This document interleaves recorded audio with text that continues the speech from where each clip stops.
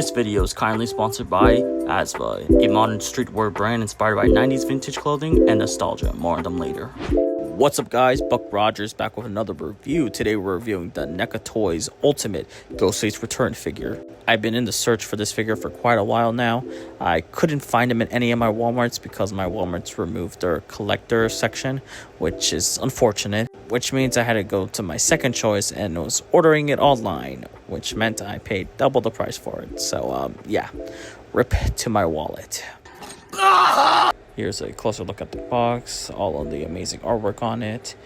But enough yapping, let's get into the figure itself. Taking a closer look at the figure, I can definitely say that it's a much more improvement of the last one, due to it having a different body mold. The last figure that was released was the Inferno. That figure had the bulletproof vest, which hindered the articulation.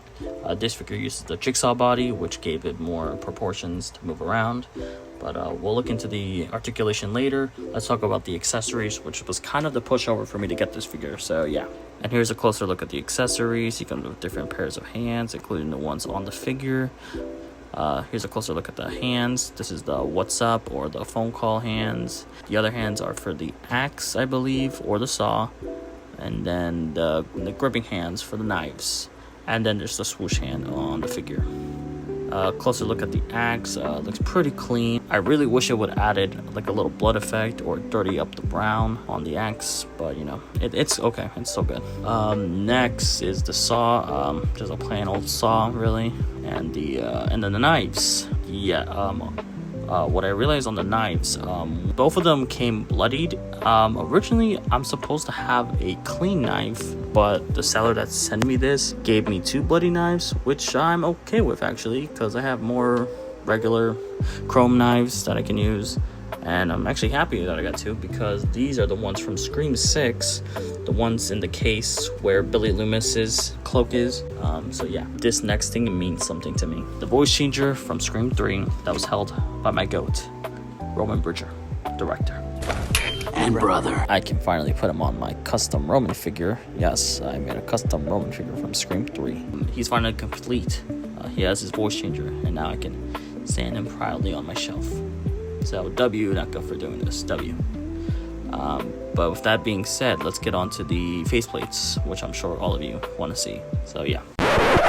Sorry for interrupting this review, but I want to give a big thank you for today's sponsor, Asva. Asva is a modern streetwear brand inspired by 90s vintage fashion and nostalgia, creating a high-quality clothing that's designed in a house by a team of passionate fashion designers. Their goal is to deliver not just great-looking appeal, but a unique experience through every piece they create. Whenever you're into vintage-inspired styles, or just want to upgrade your wardrobe with something fresh and comfortable, Asva has a collection that's definitely worth checking out. If you see something you like, you can save 10% off your entire order by using my promo code Kevin Sanchez at checkout. Just head over to the description, click on my link tree, and there will pop up their website. A big thanks to Asva for sponsoring this video. If you want to support the channel and grab some awesome streetwear at the same time, click the link in the description below, use my code Kevin Sanchez, and check out everything Asva has to offer. With that being said, let's get back to the review. And getting a closer at the mask, here we have a good white classic mask. Nothing too crazy about it, just a standard Ghostface mask, which every Ghostface should come with, so yeah. Next we have the green mask, or as we all call it, the stab mask. It's just a regular green mask, unlike the New York Comic Con version, which was glow in the dark. This one, however, doesn't glow in the dark. They wanted to separate the two since the New York Comic Con isn't exclusive, and they exclusively added the green glow on that one, so yeah. This is just a regular green mask. So, and here we have the bloody mask with the tassels. Never really was a fan of the tassels, so I usually just take off the mask and put it on the other head, which looks great on it. I really wish the blood was more darker and glossier, but you know, it still looks great. Yeah, I like it. And here's the glitter or sparkling mask, however you want to call it. This isn't really my favorite because of how the glitter falls off. Yeah, some of the glitters lands on the cloak and the head it comes on, so yeah, downside on that one. And finally, the ultimate Sigma mask, the What's Up mask. Everyone is going crazy for this mask, and it should because it's amazing. Deserves all the praises because this shit looks fire. Yeah, let's get on to the articulation. Getting a closer look at the articulations, his arm can spread this wide, kick this far up, kick this far back. His knees can go up to a 90-degree angle. You can go side to side. We can bend him over. We can bend him back. You can look up this high. You can look up this low.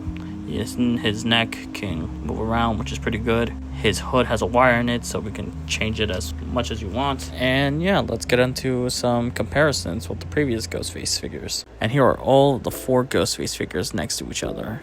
We have the first Ultimate version, the New York Comic Con, the Inferno, and the Returns figure. They all look great next to each other. However, comparing all of them, I do have my favorite.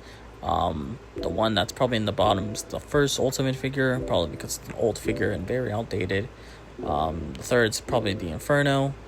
Nothing against it. It has great accessories, but I feel like the bulletproof vest really limits the articulation, and the open robe that doesn't really give a clean Ghostface looks, leaving the fans to either pick up the Ultimate or spending more money for the New York Comic Con version. So yeah, second is probably the New York Comic Con version, probably because it was an exclusive and it was around the time I was enjoying Scream a lot, and yeah, it was just an amazing time in my life that I really got this figure. So yeah. And of course, the first one's going to be the Return figure, better articulation, mask, and yeah, just a pretty good figure. You guys should definitely pick it up. So let's compare it to some other figures that I have in my collection.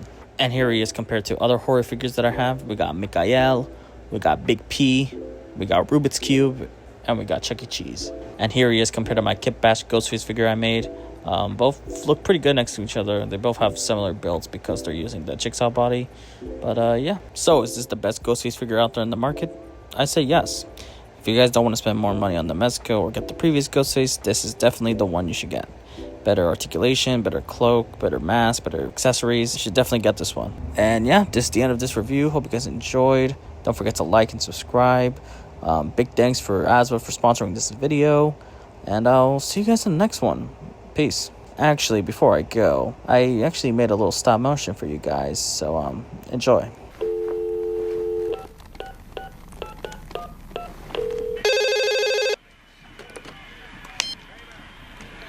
Yo. Hello, Shorty. What are you doing? Nothing. Sitting here watching the game, smoking some bud. Are you all alone? What's up? What's up? What the? Who's that? Yo, pick up the phone. What's up? What's up? Yo, Duque, pick up the phone. Yo. What's up?